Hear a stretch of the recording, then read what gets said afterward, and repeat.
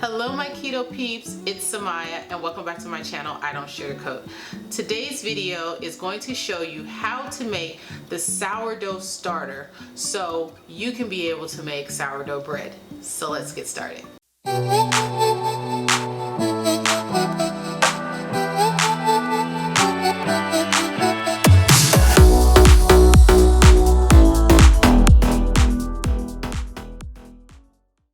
Okay guys, so let me start off by saying trying to come up with a recipe to do sourdough was not the easiest thing to do. First of all, Lupin flour is not like regular flour, as we know. It's far more absorbent and it's just different. So while trying to figure out how to do the starter, it took quite a few tries to get the right ratio of Lupin flour to water in order for it to start to grow and create a wild yeast. So that is what was the most difficult part at first. But once I got that figured out, once I got that going, the rest was easy, as you will see through this process. So let's get started with a mason jar. I like to use the mason jar because I feel as though it works the best. You know, it has a lid that goes on it and it just, for me, it made the best results. I did not use like a towel over it. Sometimes people put like a wet towel or whatever. I just put just the lid on it and I felt that that worked the best for me. So we're gonna go ahead and use a mason jar, and just to get started, this is the perfect size. You'll see later on when I show you my active sourdough at the end of this video that I've moved up to a bigger jar, but to get started, this is a perfect size. So you're gonna need a scale. So let's go ahead and get that turned on, and we're gonna go ahead and change this to grams. We're gonna measure everything in grams when we're doing this. So go ahead and set your glass on there. Okay, and so now to get this started, guys, we are gonna wanna add 75 grams of Lupin flour. Now, I will tell you, if you want to make sourdough, getting it started at first can be a little expensive, especially if, you know, it doesn't turn out right for you. I started this 2 or 3 times, and the first time I went through like a bag and a half of Lupin flour trying to get the yeast to grow. And for everyone who has been watching my channel, who has been cooking some of my recipes, you already know Lupin flour is not cheap. A bag is roughly $15. So if you just make sure you follow this to the letter, you should be able to have your yeast growing and ready by the time you're ready to start making dough, and you shouldn't have to start all over again. So we're gonna go ahead and measure out 75. So this glass right here weighs 432 grams. So we need to add 75 grams to this, and that's gonna take us to a total of 507 grams.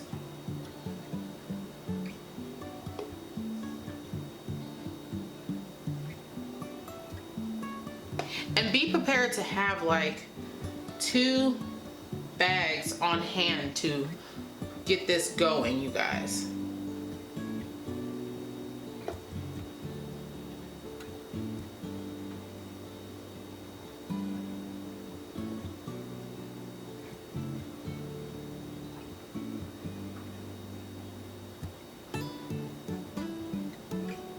And we're trying to get precise measurements.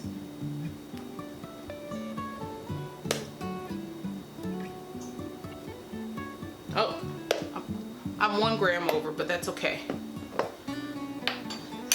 Being a gram or 2 over isn't gonna hurt anything. Okay, and now we're gonna go ahead and add in 200 grams or 200 milliliters of water. Now, when you're making regular sourdough starter using wheat flour, the process goes 50-50. So if you use 50 grams of flour, you're gonna use 50 grams of water. But you can't do that with Lupin flour because of how absorbent it is. So we're gonna go ahead and add in 200 grams of water.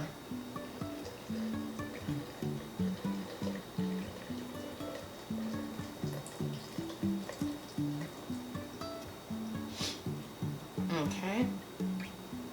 I'm a little bit short, so I'm gonna get some more water just a sec. Strangely, I thought I had this measured out perfectly, but I usually use a different cup when I do this, but I'm currently using that for something else right now. Oh, you guys, I totally went over.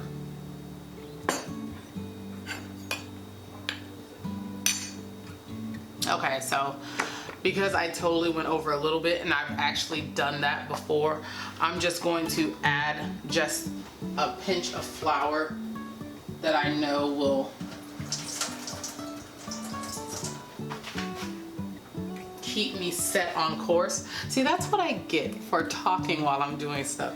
But you guys, please, please, whatever you do, make sure that you put in proper measurements. But I went over by 30 grams of water, so I want to add at least another 10 grams of Lupin flour to that.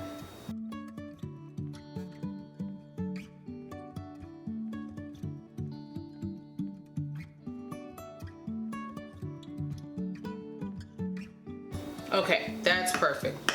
All right, don't do what I did.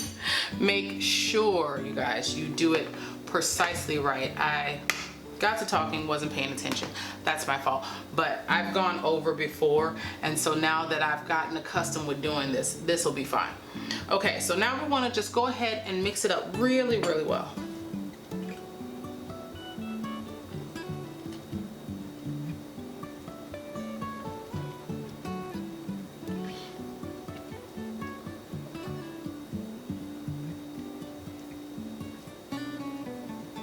Make sure you get all the pockets of flour incorporated in here.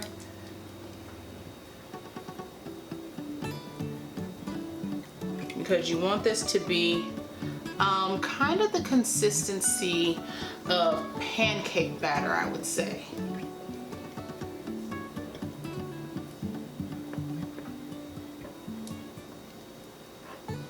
And just scrape the bottom of your jar. Make sure you're getting all the dry parts of it out of the corners. And I still have some pockets of flour, so I'm gonna just keep working that a little bit. Now you're not gonna be able to get all the pockets of flour, but just try to get any big clumps that you see.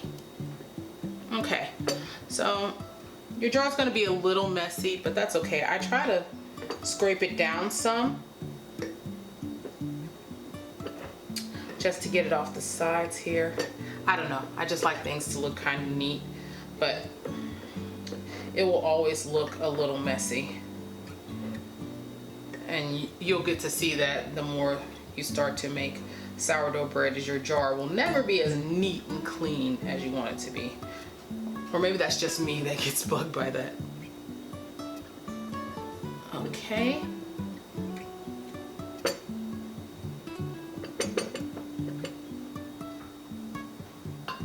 Okay guys, so now that we have this ready, as you can see, it's thick. It's kind of pancake batter like. And that's exactly what we want it to be. So we're gonna go ahead and get our lid put on here nice and tight. And now what we want to do is we want to keep this in a nice room temperature space. And I just like to set mine on the counter out of the way, and we're gonna let this sit for 24 hours. So note whatever time it is that you start your sourdough, because after 24 hours we are going to dump out half of this and we're going to feed it. And what that means is just you're gonna go ahead and do the process all over again. Dump out half of this, add 75 grams of Lupin flour and another 200 grams of water. And we're gonna keep doing this to help promote the growth of the wild yeast we're trying to get. So for now, this is going to be it, guys. This is all we need to do for today. We will come back. I'll come back the next day and I will show you guys what's going on. Usually there's nothing happening, no changes happening from day 1 to day 2. I started seeing changes for mine on either, it was like day 3, yes. So I'm gonna go ahead and get this sitting on the counter over here, and then we'll come back after 24 hours and we'll feed our yeast. All right, guys? Well, feed our sourdough. Okay, so I'll see you guys soon. Okay, guys, so it has been 48 hours. Actually, for me, it's been a little more than 48 hours, but the results were already like this by the time it hit the 48-hour mark. So I'm gonna go ahead and show you what we've got. Now, the reason why I did not update you on the 24, when it was 24 hours is because it looked pretty much the same. And there was really no need to show you guys that there were just a few tiny air bubbles that were developing, and there was nothing really to report. And you will notice that when you get started on making this yourself. So the first 24 hours, you're not gonna see much of a big difference. Now going into day 2, this is what I have for mine. And did you hear the air releasing from that? Okay.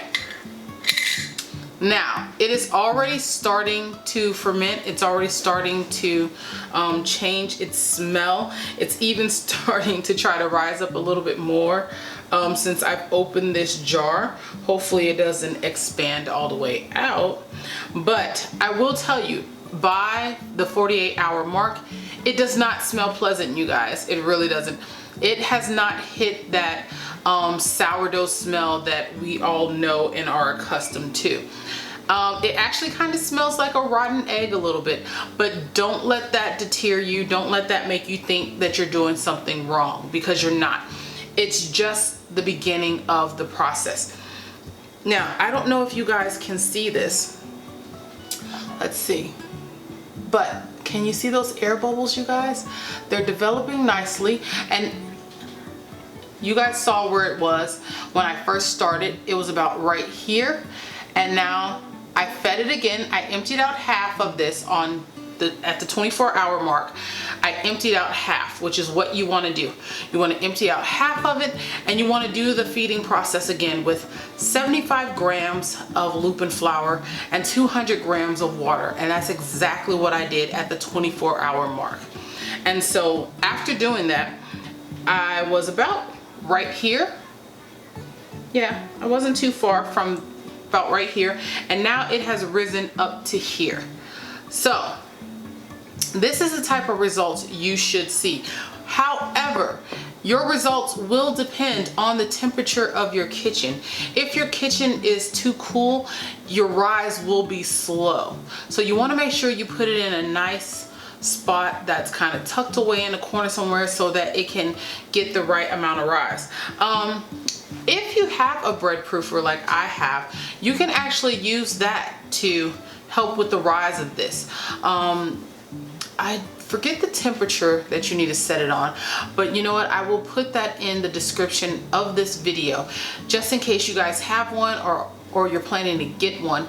And you just set it at the right temperature, and you can just let it sit in there overnight, and it will help with the rising because it's going to keep that temperature consistent, you guys. And that's really important for making your sourdough starter.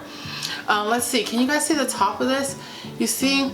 Now, with a traditional sourdough starter, it'll start to feel sticky and whatnot, but not with Lupin flour. You have to remember, guys, Lupin flour is not like regular flour. So even though you might have made sourdough before being on your keto journey, don't expect this to act the same way as a wheat flour, because it's not.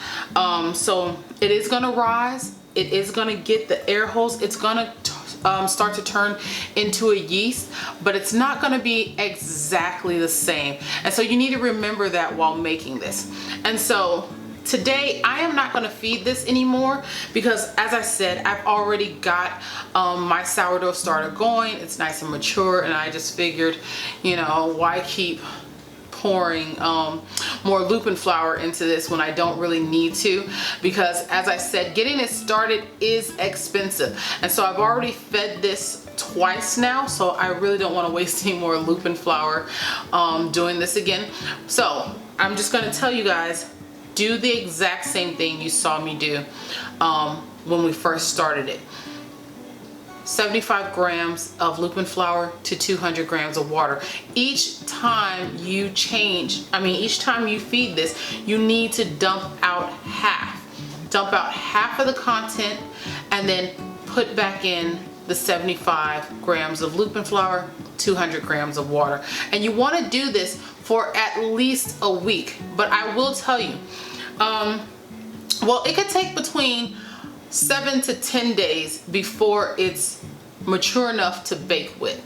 And you will know that by the smell, and you're already going to see the rising. So the rising part will be, you know, the same. It's just going to keep rising and getting a little bit fuller. And you're going to want to switch jars. Like right here, this jar holds about let's see, this holds about 3 cups, a little bit more, maybe 4 cups in it. And so I'm almost at the top here. So I don't have another large enough jar to keep this going, which is another reason why you're not going to see me continue on with this, because it's really just going to be the same thing. The only difference is the smell is going to start to change, and you can't, you know, smell anything through the video, so there's no point in me continuing on doing that. What I will do is show you what my mature sourdough starter looks like now. But for the next 7 to 10 days, keep doing the same process. Every day you have to feed it 75 grams of Lupin flour to 200 grams of water. And make sure, guys, going into this, that you have at least 3 bags of Lupin flour on hand, so that way you don't run out, because you don't want to get this started and you're feeding it and you're out of Lupin flour, and then you can't continue to feed it, because it has to be fed if you want it to keep active and stay alive, because that's what this is. It's alive, it's growing bacteria, but it's good bacteria, you guys, you know that.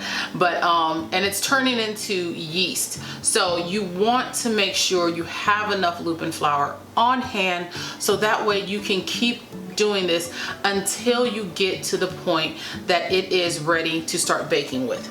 Okay, so now let me show you what I've got. Okay, now here is my much larger jar of my sourdough starter. Can you guys see it? And if you look right here, you can see that there's a bit of a line of where my sourdough starter used to be. Now, that's not because I use that much. Since I don't bake sourdough every day, and you probably won't either, you're gonna wanna store yours in the refrigerator to help slow it down.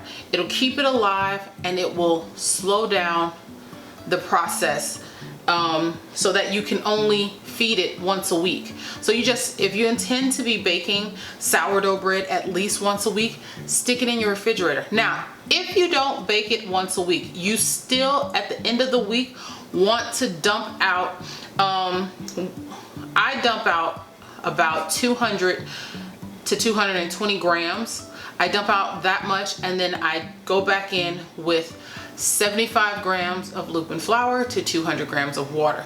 So this weekend I did not bake any bread, and I don't know, I was just kind of a little bit too tired for it. But you know, I really hated to waste the sourdough, but I still needed to feed it, and so that's what I did.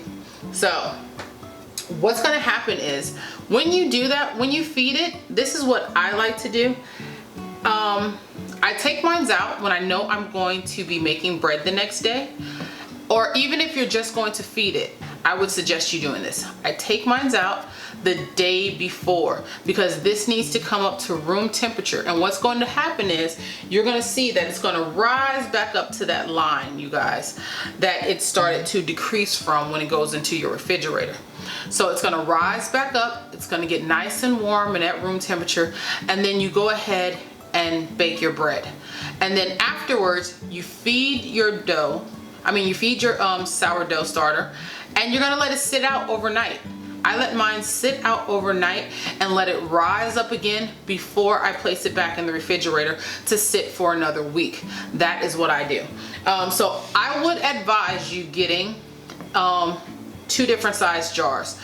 You want to get one like this, and you're going to want to get one big enough, not this big, unless you really want to, but I got this one this big because I'm thinking about possibly selling my baked goods. So I wanted to have a jar big enough for the time when I get to that point, and I might have clients that want to buy sourdough, and I'm gonna need to fill this thing up with sourdough. So that's why I have a really big jar.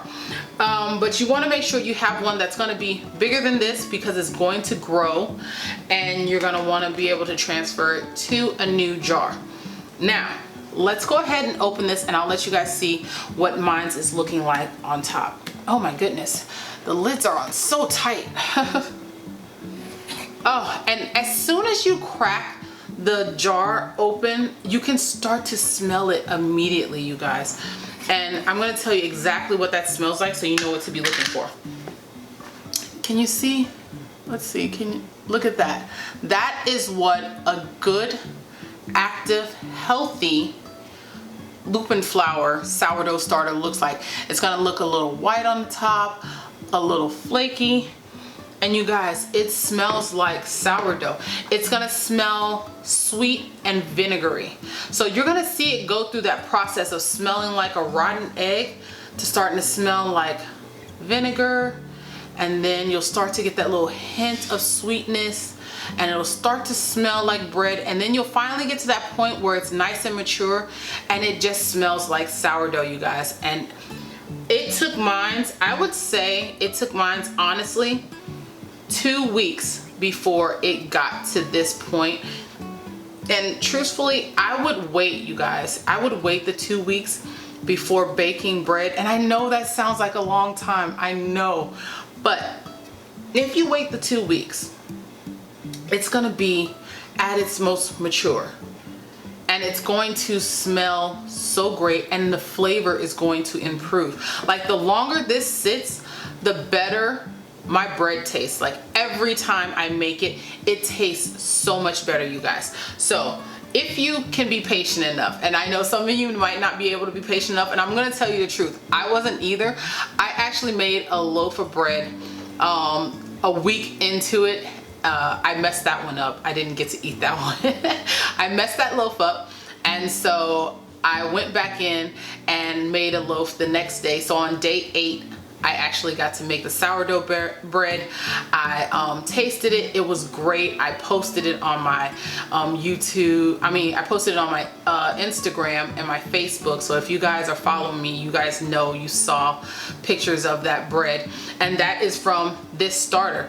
I just keep feeding it. And as long as you feed it and don't use this all, you guys, this can last a lifetime. You just keep feeding it, keep using it, keep feeding it. I saw a guy on YouTube who had his for 9 years, you guys. So this is going to last a long time. And that's what I love about it, because now that it is alive and active, and I'm only doing it once a week, it's not as expensive. Once you get to the point where you're just baking bread once a week, if that's all you intend to do. If you're gonna be baking bread more often than that, then yes, it's gonna get a little bit more expensive to keep this going. But now that I've got it to this point, I just feed it the once a week, and it's not as expensive anymore as what it was when I was first getting it started. I think getting it started from day 1 until the 2-week mark took me probably about 3 bags, maybe a little less. So that's why I said just be prepared to have 3 bags at least. And if by the time you're getting to your 3rd bag, check what date it is going into it. If you're probably at like day 8, day 9, you'll probably be fine to get through that 3rd bag, but you're still gonna wanna have some Lupin flour on hand because you're gonna need it to bake the bread. So you guys, that's all I've got for you on this sourdough starter video. You just wanna keep it going. Keep feeding it every day. You're gonna get it from here to here in about 7 to 10 days. So just make sure you have enough on hand. Make sure you feed this one every day until you get here. And then once you get here and you bake your first loaf of bread, to slow it down, stick it in your refrigerator and just feed this once a week, guys. Make a loaf of bread once a week, or if you're not up for it, just don't forget to feed it because it needs to be fed, you guys. Okay, so now that we've gotten this out of the way and you guys have learned how to make Lupin Flour sourdough starter, the next thing I'm going to do is show you guys how to make Lupin Flour sourdough bread. So stay tuned for that video, you guys. Now, if you like this video, give me a thumbs up. If you're new here, don't forget to click that subscribe button and don't forget to ding that little bell so you can get notifications every time I post a new video, because you guys, trust me, I've got some awesome stuff coming up for you guys and you don't want to miss out on that. So until next time, you guys, bye.